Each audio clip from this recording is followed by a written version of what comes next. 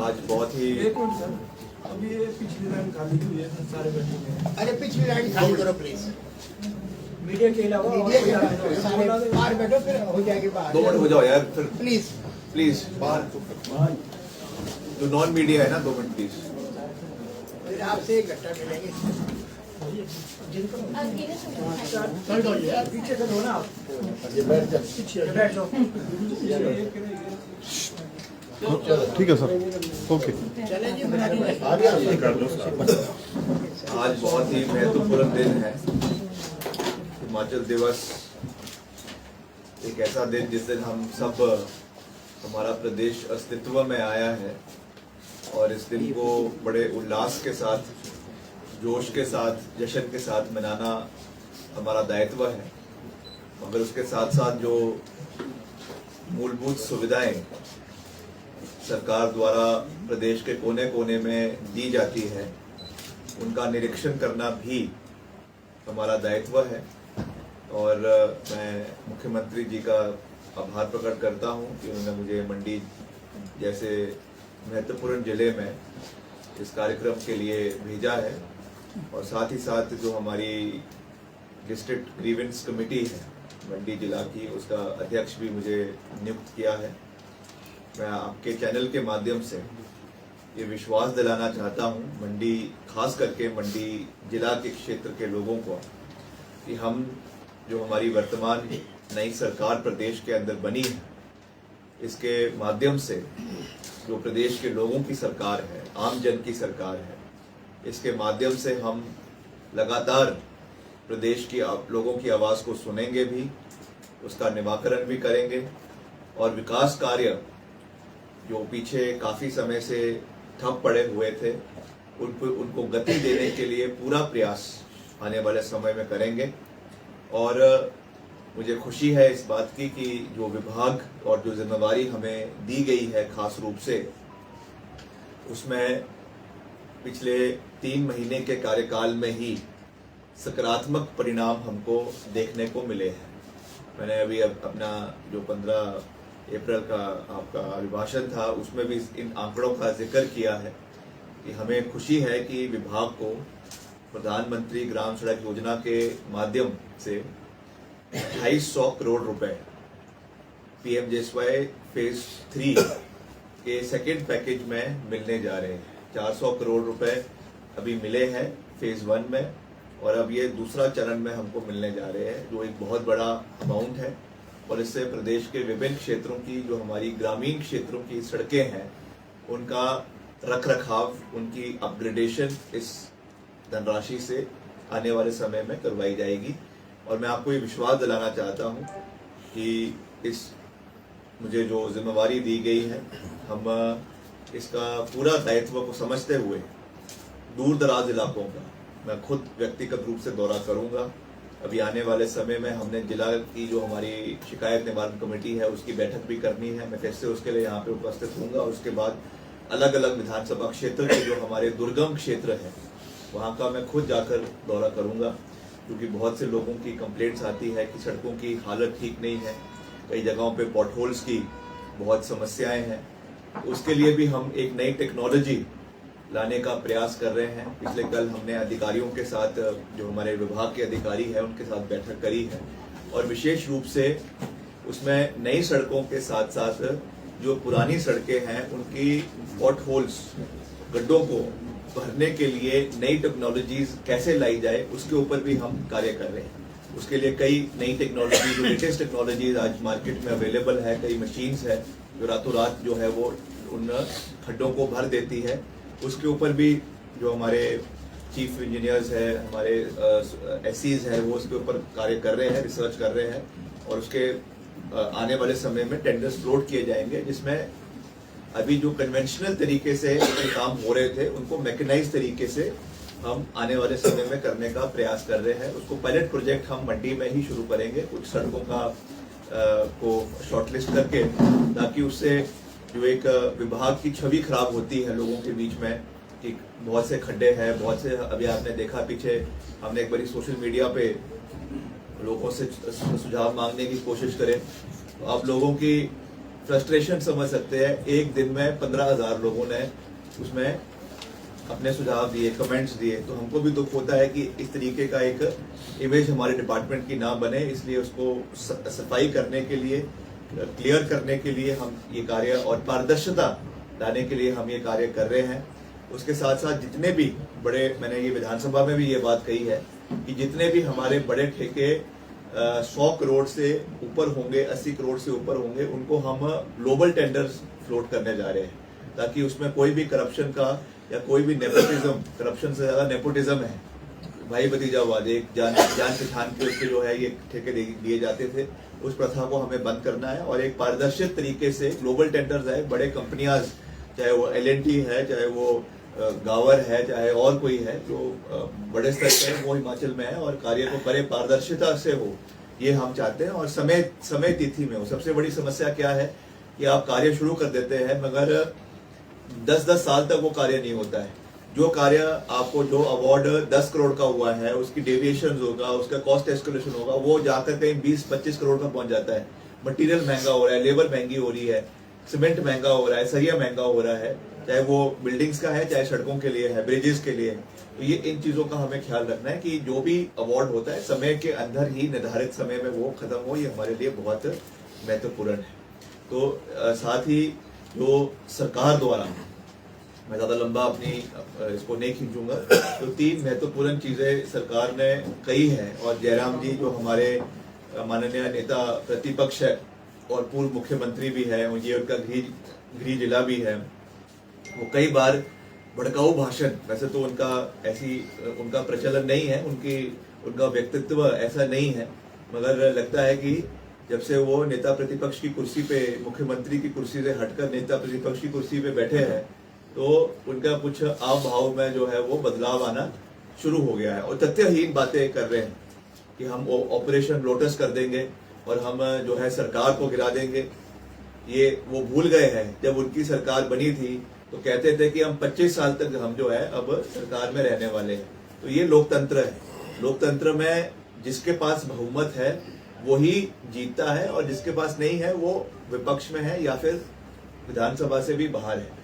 तो ये बात मैं इसलिए कह रहा हूं क्योंकि बारी बारी इस तरीके का माहौल प्रदेश के अंदर बनाना, हर जगह जाकर कहना कि ये सरकार 1 महीने की है या 1 साल की है, ये उस व्यक्ति को शोभा नहीं देता जो 5 साल तक प्रदेश का मुख्य के रूप में प्रतिनिधित्व कर चुका है। He should be a responsible leader and behave like a responsible leader of the opposition, और वो हमको सुझाव दे कि कैसे सरकार को आगे चलाना है। निंदा भी करे, निंदा हम भी करते थे, मगर तथ्यों के ऊपर निंदा करे। इस तरीके की बेबुनियादी बातें कर मैं समझता हूं कि प्रदेश के लोगों का फायदा नहीं होने वाला है। ये सरकार पूरी 15 विधायक हमारे उनसे ज्यादा है और हम पूरी अपनी जो टेन्योर है उसको पूरा भी करेंगे, जनता के आशीर्वाद को भी प्राप्त करेंगे और जो विकास के कार्य है उनको भी गति दी जाएगी।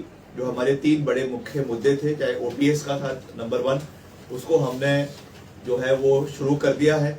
पिछले 2 दिन पहले जो कैबिनेट मीटिंग हुई है उसमें ये फैसला लिया गया है कि जो हमारा शेयर हम केंद्र सरकार को देते हैं वो अब बंद कर दिया गया है। मतलब अगले महीने, इस महीने से अगले महीने से वो पैसा जो है हमारा शेयर केंद्र सरकार को जाना बंद हो जाएगा। इसका मतलब है कि हम बिल्कुल साफ है कि अब हमने OPS को यहाँ पे पूरी तरीके से, NPS को यहाँ पे लागू जो है वो करना है, OPS को लागू करना है। और दूसरा जो हमने पेंशन की बात करी है महिलाओं को, इसको भी बहुत राजनीतिकरण इसका करवाया जा रहा है।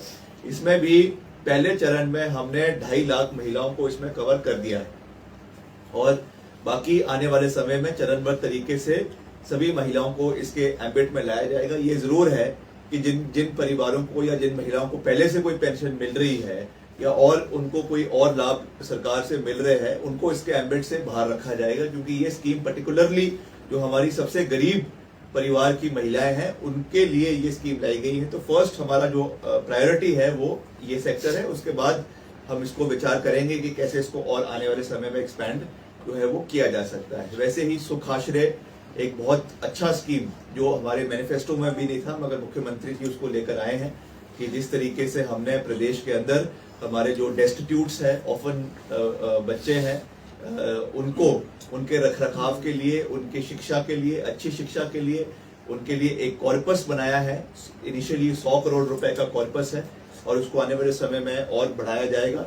और इसमें 2 स्टेट ऑफ द आर्ट आपके भवन बनाए जा रहे हैं। मैंने उसकी प्रेजेंटेशन खुद कैबिनेट मीटिंग में देखी है। बहुत लेटेस्ट टेक्नोलॉजी का ये भवन, जिसमें आपका रेजिडेंशियल, आपकी लाइब्रेरीज, आपके स्कूल्स, उसके अंदर स्कूल नहीं सॉरी आपका लाइब्रेरी, आपका और स्टडी सेंटर और मल्टी फैसिलिटी एक्टिविटी सेंटर वहां पे बनाया जा रहा है।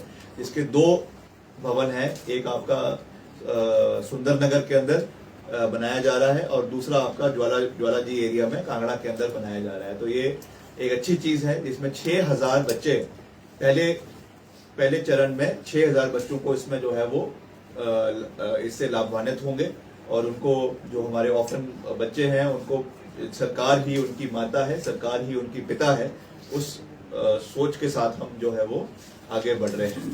बाकी मंडी जिला, खास करके मैं अंत में मंडी जिला के लोगों को भी ये विश्वास दिलाना चाहता हूं कि हालांकि चुनावों में जिस तरीके का हमें यहाँ से समर्थन पार्टी के नुमाइंदों को मिलना चाहिए था उसमें कमी रही है, इसमें कोई दो राय नहीं है। लोकतंत्र जो है वो सर्वोप्रिय है, उसका मैंडेट हमको मानना हमारा दायित्व है। मगर जहां तक हमारी सरकार की बात है, कांग्रेस पार्टी की बात है, हम मंडी जिला के विकास में कोई कमी नहीं आने देंगे। मैं व्यक्तिगत रूप से, क्योंकि मुझे मुख्यमंत्री जी ने जो दायित्व दिया है यहाँ की ग्रीवेंस रिड्रेसल कमेटी का भी, उसके माध्यम से भी मैं समय समय पर मीटिंग जो है वो हम मंडी शहर में भी करेंगे जो अधिकारियों के साथ, और विस्तृत दौरा जो है वो हर विधानसभा क्षेत्र का भी मैं आने वाले समय में यहाँ का करूंगा, क्योंकि हमने हमेशा अपने पिताजी से सीख ली है और मेरे स्वर्गीय राजा वीरभद्र सिंह जी हमेशा जो है ग्रामीण क्षेत्रों का एक्सटेंसिव दौरा समय समय के ऊपर करते थे और जो वहाँ की वास्तविक परिस्थितियां हैं उससे जागरूक होते थे। इसलिए केवल मंडी में बैठकर हम मंडी के और क्षेत्रों की समस्याओं को नहीं जान सकते हैं। हम वैसे भी दौरा करते हैं, मगर अब इस नए दायित्व में ये हमारी मॉरल रिस्पॉन्सिबिलिटी है कि हम हर इलाके का दौरा करें, वहाँ की जो मूलभूत सुविधाएं हैं उसको पूरा करें। जो डिपॉजिट वर्क्स में हमारे कार्य चल रहे हैं, कई बिल्डिंग्स के हैं, कई सड़कों के हैं, समय रहते हुए वो पूरा हो, उसका काम पूरा हो, इसके लिए भी हम प्रयास करेंगे। तो ये मैं आपसे जो है वो कहना चाहता था। अगर आप कुछ पूछना चाहते हैं तो पूछ सकते हैं।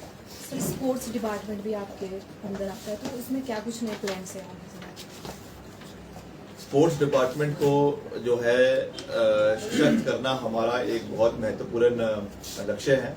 और एक तो हमारे मुख्यमंत्री युवा खेल प्रोत्साहन योजना प्रदेश के अंदर चल रही है, जिसमें डिपार्टमेंट ने 10 करोड़ रुपए जो है उसमें उसके लिए रखे हैं और 15 लाख रुपए हर विधानसभा क्षेत्र को जो पहले भी दिए जाते थे उसको हम आगे बढ़ा रहे हैं।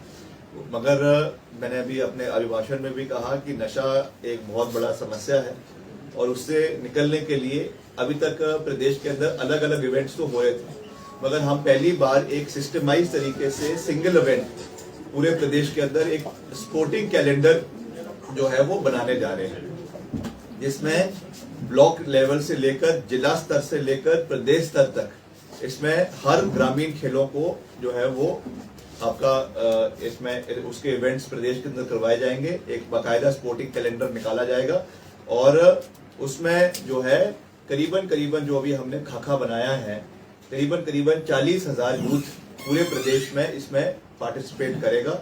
इसमें चाहे आपका कबड्डी है, चाहे आपकी प्रो कबड्डी है, आपकी बॉक्सिंग है, वॉलीबॉल है या और आपके एथलेटिक इवेंट्स हैं, उनको हम प्रदेश के अंदर करवाएंगे।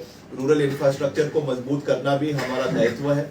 इसमें जो पहले के भवन बन रहे हैं उनको भी अतिरिक्त बजट देना ये भी हमारा दायित्व है, उस पर भी हम कार्य कर रहे हैं। पिछले कल ही सुंदर नगर में एक बहुत अच्छा बहुउद्देशीय जो है वहाँ पे भवन अब आपका इसका मल्टी स्पोर्ट्स कॉम्प्लेक्स बनाया जा रहा है, प्री फैब स्ट्रक्चर का, वो सरकार द्वारा काम चल रहा था। मैंने मीडिया में भी कहा कि हम वचनबद्ध हैं, हम उसको भी उसके लिए अभी इसी 2-3 दिन पहले ही मैंने अतिरिक्त उसमें 1 करोड़ 20 लाख रुपए का बजट उसके लिए दिया है सुंदर नगर में।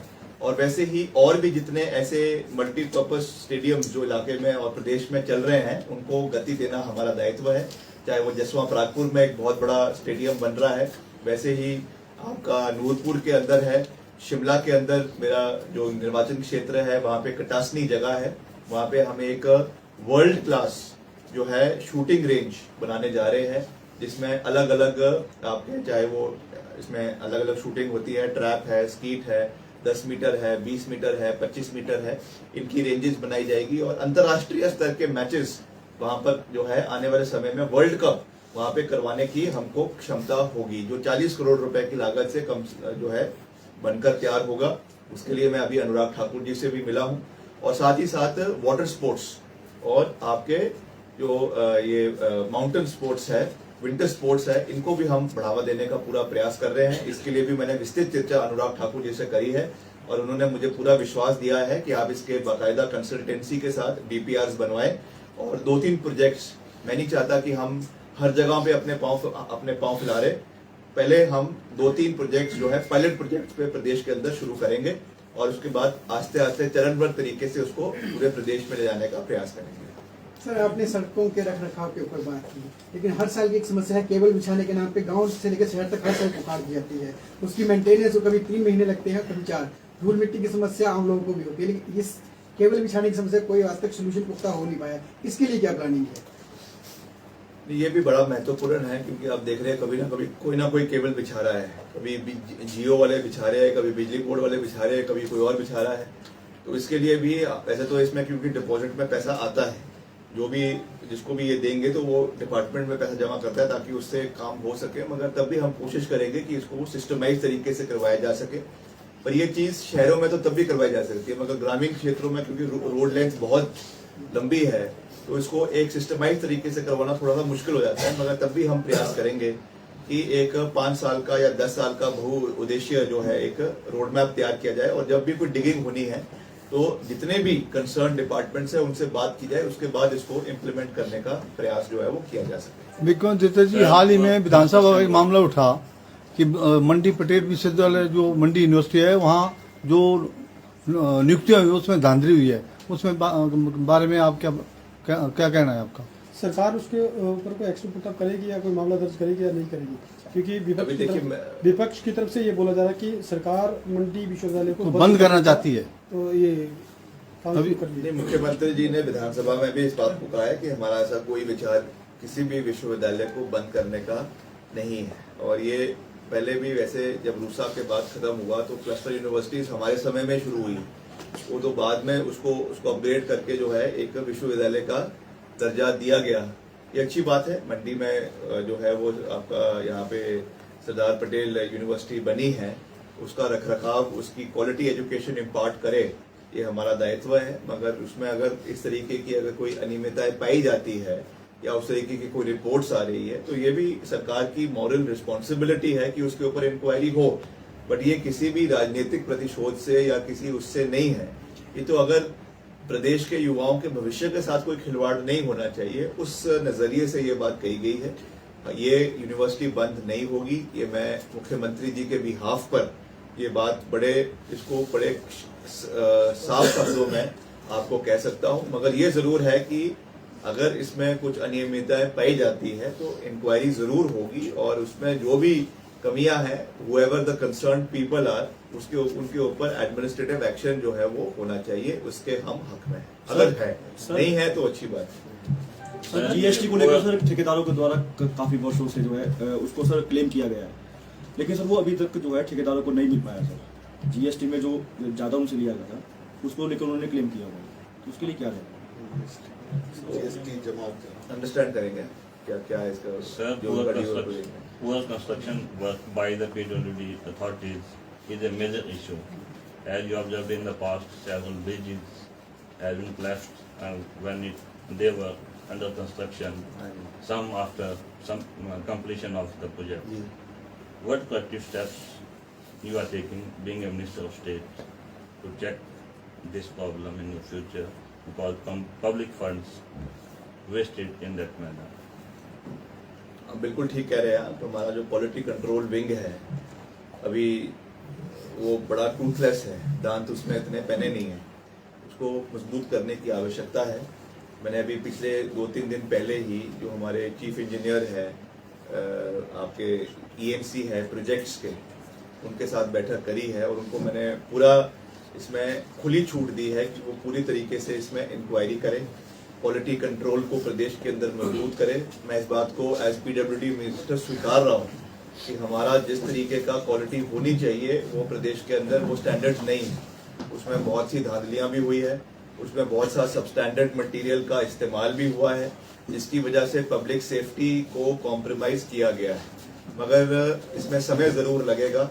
हम इसमें कई प्राइवेट कंसल्टेंसी को भी लाने की कोशिश करेंगे, कई अलग लैब्स, अक्रेडिटेड लैब्स को भी हम इसमें लाने की कोशिश कर रहे हैं, जो हमारे सरकारी लैब्स हैं उनके साथ, ताकि लगातार जो है इनकी रिपोर्ट्स, चाहे वो बिटुमेन की है, चाहे वो आपके जो इसमें और इसका वो लगता है मटेरियल लगता है, उसकी रिपोर्ट्स समय समय पर जो है रैंडम सैंपल्स उठाकर जो है वो लैब्स में भिजवाए जाए और उसकी रिपोर्ट के अनुसार जो है वो कार्रवाई हो।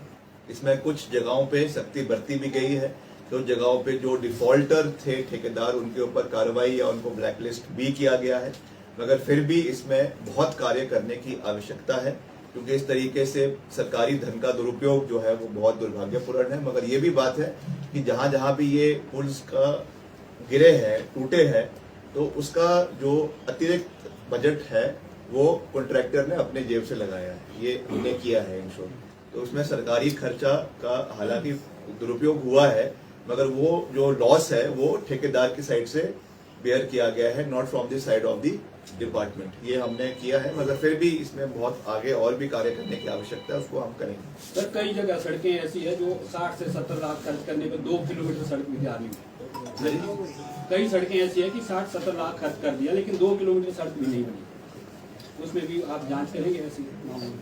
चलो देखेंगे, जो भी अनियमितता है उनको हम। सर, एक सड़क है ये नेर चौक से कलखर, 20-25 सालों से उसकी कोई आता, सबसे ज्यादा ट्रैफिक उसमें है। थोड़ा सा एरिया है, थोड़ा सा पैच है, बाकी तो सुपर हाईवे बन गया है। चौधरी जी को पता होगा, उस सड़क की इतनी दुर्दशा है, हर वक्त काम लगा होता है उसमें जाम भी लगता है, उसमें एक्सीडेंट भी हो रहे हैं, लेकिन उस सड़क का पता नहीं क्या मैकेनिज्म में उसको ठीक नहीं उसको किया जाता है। मतलब इतनी इम्पोर्टेंट है कि वहाँ लगातार गाड़ियों की लाइन, वो नीलपुर लाइन है, सरकार घाट लाइन है, ये बहुत इम्पोर्टेंट है। इसको आप एक बार निरीक्षण करें, भगाए वो देखें वास्तव में क्या है, क्या कर सके। और दूसरा सर, आप स्पोर्ट्स एनवायरनमेंट में ने एक पटल ग्राउंड की जो समस्या है, या तो एक अतिरिक्त यहाँ पर बनाए आप जो मेले के लिए। अब देखा 3 महीने से पटल ग्राउंड बंद है, यहाँ रणजी मैच होते थे, टोटल बंद है एक्टिविटी। और इसमें इन्होंने पहले 1.5 करोड़ रुपए खर्चा घास लगाने को, उसका फिर वो स्थिति है इसकी। एक अतिरिक्त जो स्पोर्ट्स के लिए ग्राउंड, अतिरिक्त मेले के लिए स्पोर्ट्स के लिए, इसकी इतनी ज्यादा यहाँ नेसेसिटी है, तो इसके ऊपर भी कुछ आपके ध्यान में है बात। इस बहुत इम्पोर्टेंट इशू है मंडी के साथ। इसके साथ ही में 3 महीने से बंद है। मैं देखूंगा जाके, इसके साथ ही निरीक्षण करूंगा और जो भी हमारी हो सकता है हम करेंगे। इसके साथ में एक और बात करना चाहता हूँ कि पिछली सरकारों ने, आपके पिताजी की सरकार के टाइम में भी मंडी में स्पोर्ट्स अकेडमी खोलने की लोगों ने मांग की थी, लेकिन तब से लेकर अब तक कोई मंडी में कोई स्पोर्ट्स अकेडमी नहीं है, जबकि इतना बड़ा ग्राउंड है, इतनी बड़ी जगह है। तो अब आपसे निवेदन है कि कम से कम ये सरकार जो है एक स्पोर्ट्स अकेडमी मंडी में खोले, चाहे फुटबॉल की है, चाहे हॉकी की है, चाहे किसी की भी हो, क्योंकि क्रिकेट की तो खोल दी है यहाँ, क्रिकेट की यहाँ मंडी में नहीं है। इतना बड़ा ग्राउंड है, इसमें इतना बड़ा ग्राउंड है जिसमें कि 3-4 छठी की जा सकती है, कोई भी नहीं है। तो एक अकेडमी तो कम से कम आप यहाँ मंडी में खोलिए। सेंट्रल प्लेस है, कुल्लू है, बिलासपुर है, मंडी है, पूरा इतना बड़ा डिस्ट्रिक्ट है, और इतने स्पोर्ट्स मैंने क्योंकि आपके पिताजी के समय में भी ये मांग उठी थी, उसके बाद दूसरी सरकारें हैं उनसे भी मांग, लेकिन किसी ने ये मांग पूरी नहीं की हमारी। What is current status of Jalodi Youth Tunnel, which is proposed in Kullu district to connect the outer Saj and with main district headquarters Kullu? उसका जो है एक्सपेंशन का कार्य चला हुआ है, और उसकी जो PMC है आपकी टनल की, वो करीबन 16 करोड़ रुपए की एवियोनिक्स या ऐसी कोई कंपनी है उसको दिया गया है। पहले उसका जो है वो उसकी कंसल्टेंसी रिपोर्ट आएगी और कहाँ से कहाँ तक वो बननी है। करीबन 9 किलोमीटर की प्रस्तावित 6.5 या से 4.5 हाँ 4.5 किलोमीटर की प्रस्तावित टनल है। एक बार जब इसकी पीएमसी हो जाएगी उसके बाद फिर इसके आगे का कार्य जो है वो शुरू करवाया जाएगा। यही है कि भूभू जोत का टनल जो ठानकोर से कुल्लू तक का जो सफर है वो 17 किलोमीटर कम होगा। अगर भूभू जोत का टनल का बना- अभी उसका इमीडिएट कुछ नहीं है। ये why are you in so much hurry? Minister is conducting a press conference and you are again and again stopping him. जो 69 नेशनल हाईवेज थे 69 नेशनल हाईवेज थे उसका ये पार्ट था भूभू जोत वाला, पर अभी क्योंकि ये ड्रॉप हो गए हैं, अभी मैं आपके माध्यम से माननीय जयराम ठाकुर जी को भी ये संदेश देना चाहूंगा कि अपने समय में वो 69 नेशनल हाईवे का बहुत गुणगान करते थे। अब उन 69 नेशनल हाईवेज का क्या हुआ है, ये प्रश्न है मेरा जयराम जी से और केंद्र सरकार से। हम इस पर कोई राजनीति नहीं करना चाहते, मगर आज ये हकीकत है, कड़वा सच है कि वो 69 नेशनल हाईवे जो है वो धुआं बन चुके हैं। उसकी कोई भी जो है कल्पना के अलावा धरातल पे जीरो है। मैं खुद नितिन गडकरी जी से मिला, मुख्यमंत्री जी के साथ, और उन्होंने इस बात को स्वीकारा कि ये 69 national highway will never see the light of day in Himachal Pradesh. मगर फिर भी हमने प्रयास किया, हमने उनको कहा कि आप 6 नेशनल हाईवेज को आप डबल लेनिंग के लिए स्वीकृत करवाए, वो हम करवाने में सफल हुए हैं। जहाँ तक इन्होंने ये जो भूभू जोत के बारे में बात करी है, ये हम इसको प्रयास करेंगे आने वाले समय में कि आपके बरोट वैली से जोगिंद्रनगर से जुड़कर जो है सीधे कुल्लू में जाने का इसका जो प्रस्ताव है बहुत महत्वपूर्ण है, और आने वाले समय में किसी न किसी हेड में इसको डलवा कर या सीआरएफ के माध्यम से या नेशनल हाईवे के माध्यम से इसका निर्माण करने का हम पूरा प्रयास करेंगे। इनके माना जाएगा कि आपके कार्यकाल कार्यकाल में विभाग तैयारी करता है, जब आपका फायर सीजन आता है, आपके डिपार्टमेंट को सबसे ज्यादा नुकसान होता है बरसात में। क्या आप भी कुछ इस तरह की स्ट्रेटेजी बना रहे हैं कि बरसात में कम नुकसान हो ताकि नाले साफ करना इस तरह से? Are you preparing something like one विभाग? आप भी कुछ नया ला रहे हैं, being the youngest ever PWD minister in Himachal? अभी करेंगे, हर उस पे कर रहे हैं, हर एस्पेक्ट से हम, जैसे मैंने आपको कहा, नई टेक्नोलॉजीज लाने का प्रयास कर रहे हैं, क्वालिटी कंट्रोल कर रहे हैं। आपने ये हमको कंस्ट्रक्टिव सुझाव दिया है, इस पे भी हम जो है वो कार्य करने का प्रयास करें। सर 4 महीने हो गए, मंडी के लोग इंतजार कर रहे हैं, खासकर आपके अपने लीडर्स ही। कोई रिप्रेजेंटेशन नहीं है कांग्रेस शून्य किसी भी सब व्यक्ति वैसे बड़े बड़े आपके साथ भी बैठे हैं, कई आए नहीं आज, कई एब्सेंट हैं, कई नाराज हैं, कई गुटों में बंट गए हैं। कोई रिप्रेजेंट किसी को आप ना झंडी दे रहे, ना गाड़ी दे रहे, ना कुछ तमका दे रहे हैं। अगले साल शून्य रखा है आपने। अगले साल आपको पता कितना महत्वपूर्ण चुनाव है। मैडम ने चुनाव लड़ना है, आपके माता जी हैं, उन्हीं की आप आज लगभग स्टार्टिंग भी कर रहे हैं इलेक्शन की।